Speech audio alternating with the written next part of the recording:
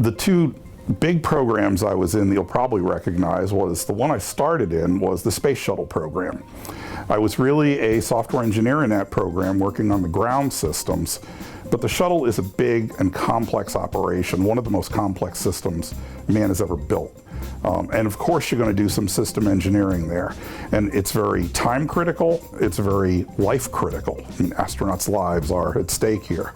So you don't just write software, you do modeling, you do simulations, you do analysis to make sure everything will fit, that it will work within the real-time environments. You also have to test it, analyze it for reliability and safety and all those other factors.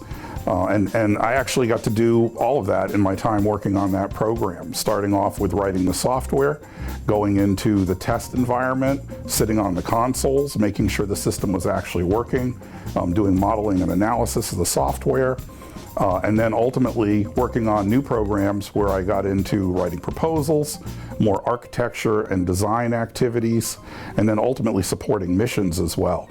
Another program you may have heard of was the census. In particular for me, I was the architect for the 2010 US Census. That meant I was responsible for the integrity of the entire system design. So it's very important to get it done right and on schedule. And ultimately that was a $1 billion program that I was responsible for doing the data capture operations for the census, which was really part of a bigger program that the Census Bureau ran for itself. But the Space Shuttle and Census aren't the only things I've done. There's been a number of other programs along the way. I've worked artificial intelligence research to support some other spacecraft operations capabilities. I've worked healthcare systems.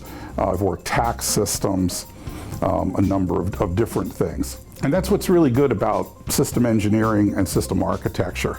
It's very diverse. There are a number of different topics that you get to play with. The classic hardware, software, data interfaces, people and procedures, as well as things like security and physical implementations, all have to be dealt with by the system engineers. Also, you get to experience, if you're lucky, the entire life cycle, starting with proposal or even business development before that, into architecture and design, supporting test activities, supporting installation and deployment, and ultimately supporting operations and maintenance. So you get to see the whole picture of how your system is being built, used, deployed by the people that need it. And you get to interact with a lot of different people. Of course, you spend a lot of time working with engineers, supporting them, making sure they're building the right thing and enough of it. You also have to work with program management, manage risks, and quantify the costs for the system. Of course, you work with the customer to understand their requirements and how they can be applied to the problem in the most efficient way possible. You also work with the other stakeholders to understand their needs.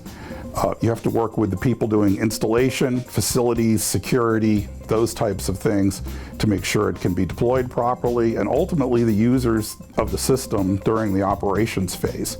You get that kind of end-to-end life cycle, and you get a lot of visibility as a result of that.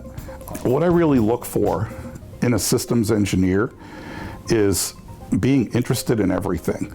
You're going to do a lot of different things in system engineering. You've got to really want to get into all these different areas and understand them. So you've really got to have curiosity about just about everything. And if you're the kind of person who really has a wide scope of interests and a good technical background and wants to get into it, I highly recommend system engineering as a career. But what's great about the UMBC program is the industry experience of its instructors. Anyone can read books and get the theory on how to do system engineering, but what we really bring is the practical knowledge, the examples, the experience that really makes that work. All of its instructors come from industry. They have many, many years of experience on real-world problems, and they can talk about how the theory gets applied to really round out the experience. And that's what the students need to apply in their jobs.